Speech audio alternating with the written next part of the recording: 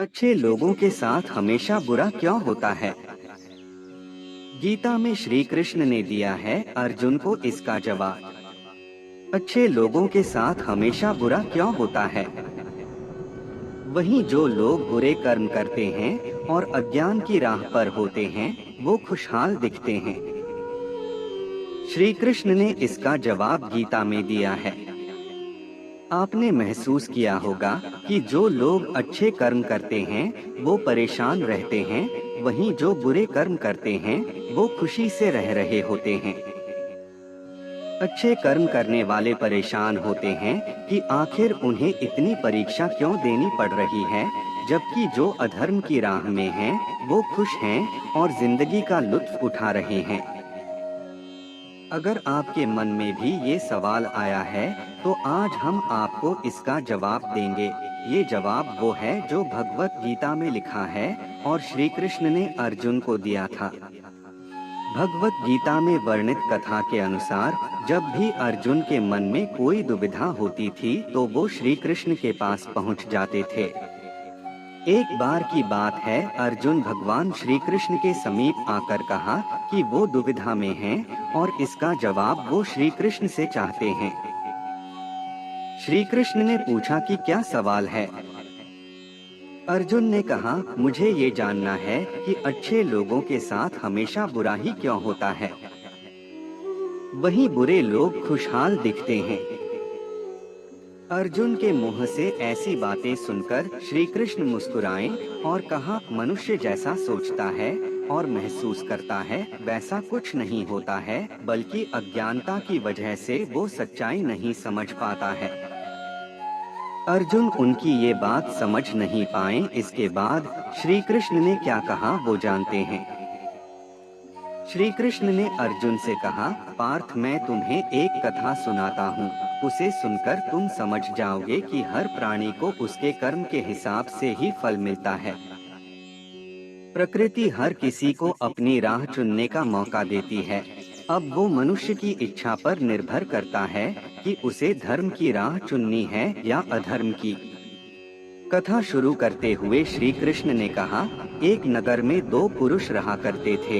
एक पुरुष व्यापारी था जिसके जीवन में धर्म की बहुत महत्ता थी। वो पूजा पाठ में यकीन रखता था। वो हर रोज मंदिर जाता था और दान धर्म भी करता था और हर रोज भगवान की पूजा करता था।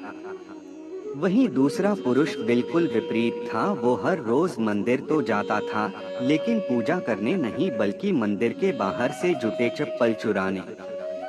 उसे दान और धर्म से कोई लेना देना नहीं था।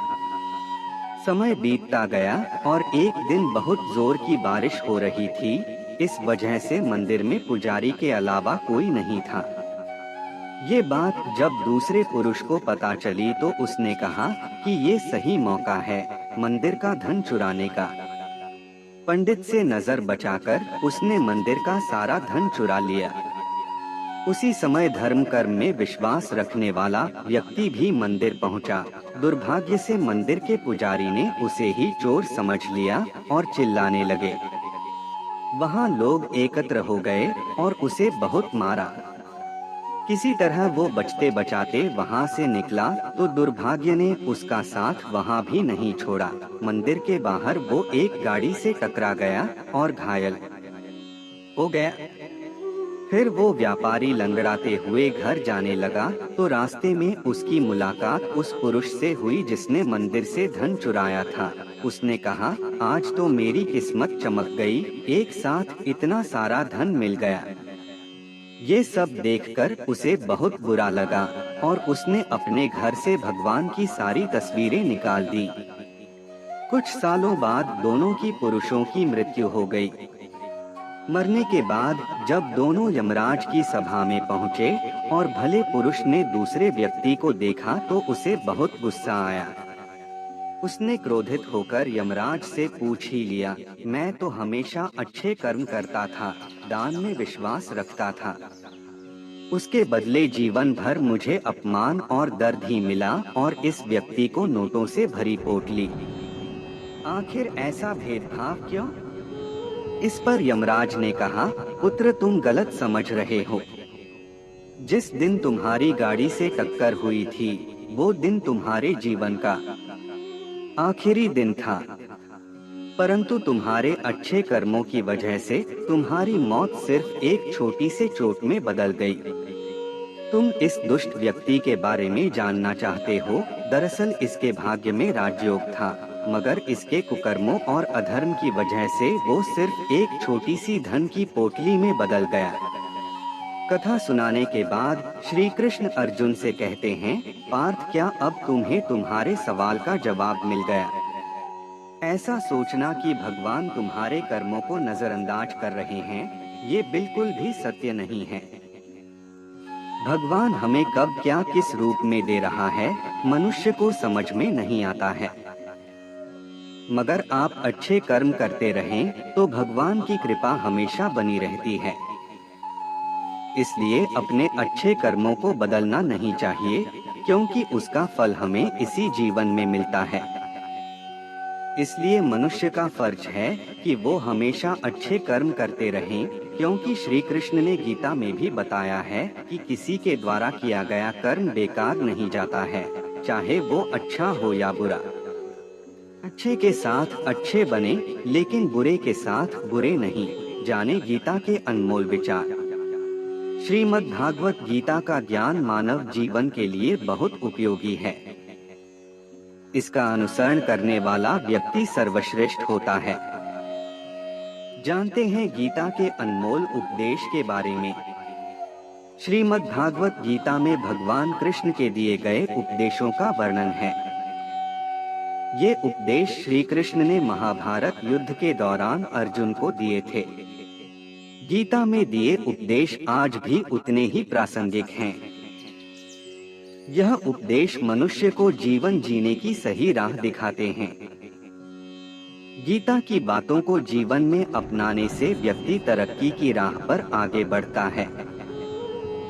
गीता एकमात्र ऐसा ग्रंथ है जो मनुष्य को जीने का ढंग सिखाता है। गीता जीवन में धर्म, कर्म और प्रेम का पाठ पढ़ाती है। श्रीमद् भागवत गीता का ज्ञान मानव जीवन के लिए बहुत उपयोगी माना गया है। गीता संपूर्ण जीवन दर्शन है और इसका अनुसरण करने वाला व्यक्ति सर्वश्रेष्ठ होता है। जानते हैं गीता के अनमोल उपदेश के बारे में। गीता के उपदेश। गीता में कहा गया है कि हर व्यक्ति को अच्छे के साथ अच्छा बनना चाहिए, लेकिन बुरे के साथ बुरा नहीं बनना चाहिए। श्री कृष्ण कहते हैं कि हीरे से हीरा तो तराशा जा सकता है, लेकिन कीचड़ से कीचड़ साफ नहीं किया जा सकता। इसलिए अपने आचार विचार हमेशा एक से रखने चाहिए। गीता में श्री कृष्ण ने हर व्यक्ति के लिए 5 गुण बताए हैं जो होने जरूरी हैं।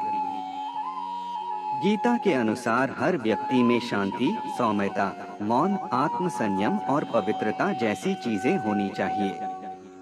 ये 5 चीजें मन को अनुशासित करती हैं। श्री कृष्ण के अनुसार हर व्यक्ति में ये सारे गुण होने चाहिए, तभी वह सही मार्ग पर चल सकता है। गीता में श्री कृष्ण कहते हैं, हर व्यक्ति का भाग्य ही उसके अतीत के कर्मों का फल होता है। हम आज जो कर्म कर रहे हैं, वो ही हमारे आने वाले कल को निर्धारित करेंगे। इसलिए व्यक्ति हमेशा अच्छे कर्म करने चाहिए। गीता में कहा गया है कि कोई भी किसी व्यक्ति का भाग्य नहीं बदल सकता है, लेकिन अच्छी प्रेरणा देकर उसका मार्गदर्शन किया जा सकता है। श्री कृष्ण के अनुसार जीवन में कभी मौका मिले तो सारथी बनना, स्वार्थी नहीं। श्री कृष्ण के अनुसार अहंकार मनुष्य से वह सब करवाता है जो अंत में उसी के विनाश का कारण बनता है। इसलिए मनुष्य को कभी भी अहंकार नहीं करना चाहिए। सुखी जीवन के लिए जरूरी है कि आप जल्द से जल्द अपना अहंकार त्याग दें। श्री कृष्ण कहते हैं, कर्म वो फसल है जिसे इंसान को हर हाल में खुद काटना ही पड़ता है। इसलिए हमेशा अच्छे बीज बोए ताकि फसल अच्छी हो। श्री कृष्ण ने अर्जुन को बताया था ध्यान कैसे करना चाहिए।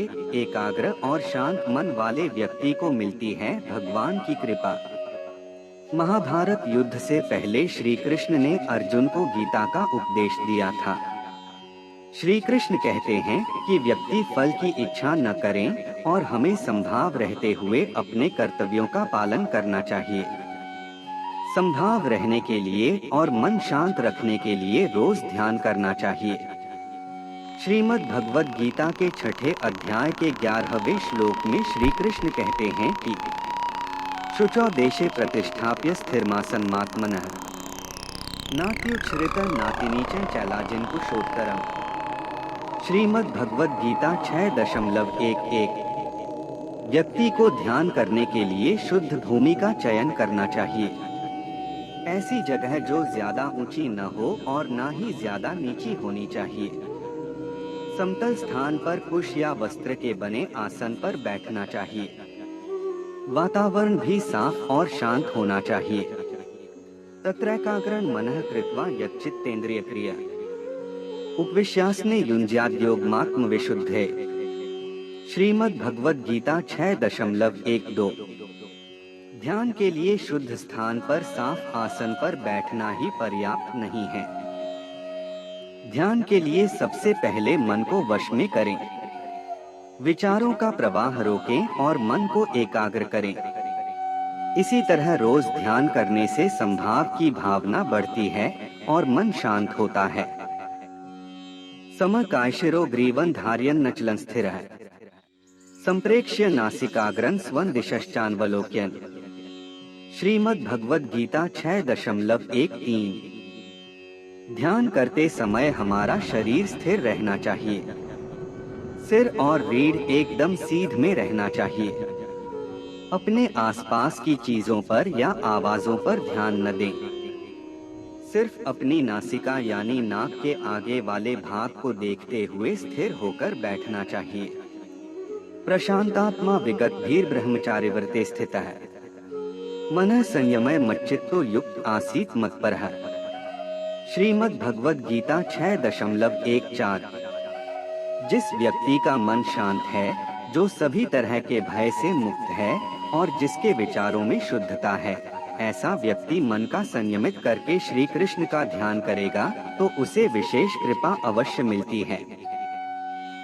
जब कोई हमारे साथ बुरा व्यवहार करता है तो शांत रहकर उसे सहन करना चाहिए।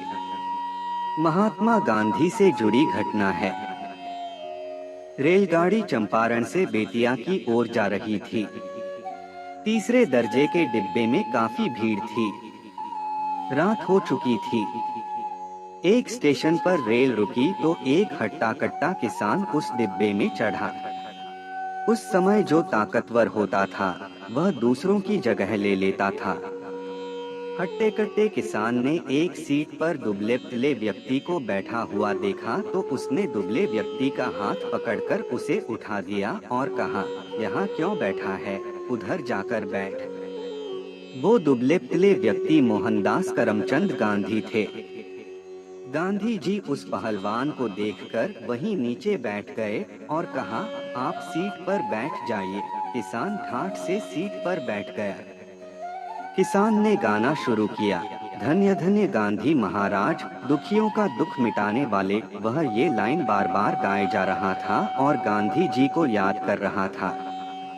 नीचे बैठे हुए गांधी जी उसे मुस्कान के साथ देख रहे थे। कुछ समय बाद बेतिया स्टेशन आ गया। स्टेशन पर बहुत बड़ी संख्या में लोग गांधी जी का स्वागत करने के लिए पहुंचे थे। जय जयकार के नारे लगाए जा रहे थे। जैसे ही कुछ लोग डिब्बे में चढ़े तो गांधी जी खड़े हुए और डिब्बे से उतर गए। हट्टे कट्टे किसान को कुछ समझ आया और वह तुरंत उठा और डिब्बे से उतरकर गांधी जी के पैरों में गिर पड़ा। ये देखकर सभी लोगों ने गांधी जी से पूछा, हुआ क्या है? गांधी जी बोले, मेरे एक प्रेमी ने मुझसे प्रेम जताया था। ये घटना हमें सबक देती है कि अगर कोई हमारे साथ बुरा व्यवहार करता है तो हम उसका प्रतिकार या तो झगड़ा करके कर सकते हैं या उसे सहन कर सकते हैं।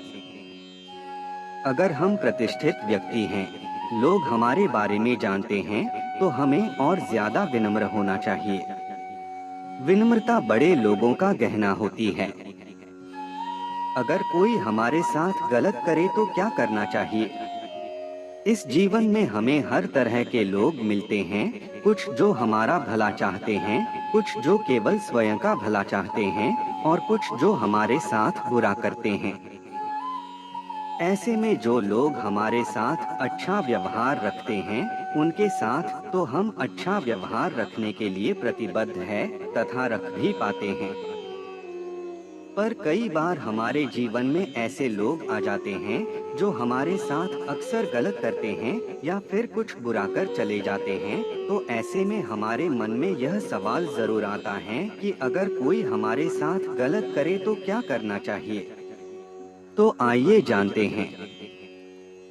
अगर कोई हमारे साथ गलत करे तो क्या करना चाहिए। कोई भी व्यक्ति कई तरीकों से हमारे साथ गलत कर सकता है, जैसे हमारा आर्थिक नुकसान कर सकता है, हमें धोखा दे सकता है, समय पर हमारी मदद करने से इनकार कर सकता है या फिर किसी भी अन्य तरीके से हमें आर्थिक रूप से या भावनात्मक रूप से नुकसान पहुंचा सकता है। अगर कोई ऐसा व्यक्ति हमारे साथ गलत करता है या हमें किसी तरह का नुकसान पहुंचाता है जिस पर हम कानूनी तौर पर कदम उठा सकते हैं, तो इसमें कोई दोहराई नहीं है कि आपको ऐसा करना चाहिए या नहीं। आपको कानून की मदद जरूर लेना चाहिए, पर यदि कोई अपना ही आपके साथ कुछ गलत कर दे तो आप कई तरीकों को अपना सकते हैं जिससे कि आपके मन को शांति मिल सकती है। सबसे पहले तो आपको इस बात पर गौर करना होगा कि आपके साथ किस तरह का धोखा हुआ है, क्योंकि छोटी छोटी बातों पर रिश्तों को खत्म नहीं किया जा सकता है तथा ऐसे में सामने वाले को माफ करना और उसे उसकी गलती का एहसास कराना ही ठीक होता है। पर यदि वह बार बार आपके साथ आपके समझाने पर भी ऐसा ही गलत करता है, तो आपको उसका साथ छोड़ देना चाहिए तथा अपने अन्य साथियों को उसके इस दुर्व्यवहार के बारे में बताना चाहिए, ताकि वह भी जान सके कि इस व्यक्ति का चरित्र कैसा है तथा उस व्यक्ति पर भरोसा करना ठीक नहीं है। कोई भी व्यक्ति किसी के साथ तभी तक रहता है जब तक उसका फायदा होता है, पर यदि कोई आपका साथ किन्हीं भी परिस्थितियों में नहीं छोड़ता है तथा आपकी सारी कमियों को नजरअंदाज करता है, तो आप बड़े भाग्यशाली हैं तथा आपको भी ऐसे व्यक्ति का हमेशा साथ देना चाहिए। परंतु कई बार हमारे साथ कुछ ऐसे लोग गलत किए जाते हैं कि फिर किसी अन्य पर भरोसा कर पाना आसान नहीं होता है। तो ऐसे आपको उस बुरे व्यक्ति का साथ तो छोड़ ही देना चाहिए, साथ ही अन्य लोगों पर भरोसा कायम रखना चाहिए ताकि आप तनाव महसूस न करें। बुरा करने वाले व्यक्ति को उसकी गलती का एहसास करवाना चाहिए, न कि उससे बदला लेने की भावना के साथ आगे बढ़ाना चाहिए, क्योंकि ऐसा करने से आप में और उसमें कोई फर्क नहीं रह जाएगा तथा आप इस जीवन में अपने लक्ष्यों को प्राप्त नहीं कर पाएंगे। रिश्तों को खत्म करना आसान नहीं होता है, पर कई बार बुरे लोगों का साथ छोड़ना जरूरी होता है, वरना वह हमारे जीवन से सुख और शांति का अंत कर सकते हैं और दूसरे सभी रिश्तों को भी बिगाड़ सकते हैं। कई बार हम समझ नहीं पाते हैं कि हमें क्या करना है, तो ऐसे में हमें सामने वाले को माफ कर उसे एक मौका और देना चाहिए, पर यदि वह फिर से आपके साथ गलत करता है तो आपको उसका साथ छोड़ने की कोशिश जरूर करना पड़ेगी, क्योंकि आप किसी भी कीमत पर प्यार स्नेह नहीं खरीद सकते हैं। यह मन की भावनाएं होती है। यदि आप गिड़गिड़ाकर प्यार की मांग भी करेंगे तो आपको सच्चा प्यार और पुराना रिश्ता नहीं मिल सकता है। यदि कोई परिवार का सदस्य आपके साथ बुरा करता है, तो ऐसे में आप उसका साथ तो छोड़ नहीं सकते हैं, क्योंकि वह अधिकांश समय आपके साथ ही रहेगा।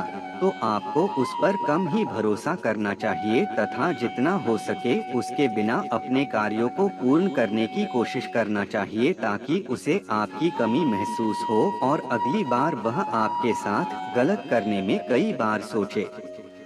जब कोई आपके साथ बुरा व्यवहार करे तो उठाए जाने वाले 11 महत्वपूर्ण कदम। क्या आपने कभी अपने सीने में जकड़न महसूस की है?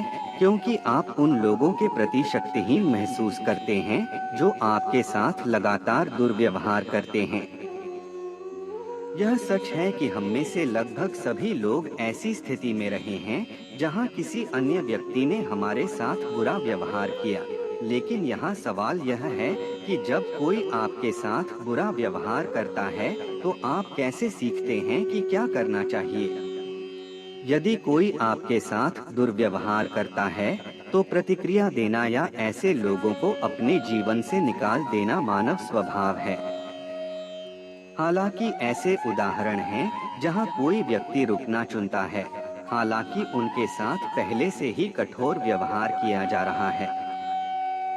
हो सकता है हम इसे न समझें, लेकिन यह बहुत आम है, खासकर तब जब आपके साथ दुर्व्यवहार करने वाला व्यक्ति आपका साथी हो। जब कोई आपके साथ बुरा व्यवहार करता है तो इसका क्या मतलब है?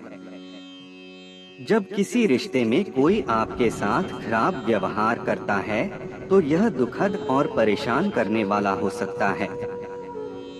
इसका मतलब है कि वे आपकी भावनाओं, जरूरतों और भलाई की उपेक्षा कर रहे हैं।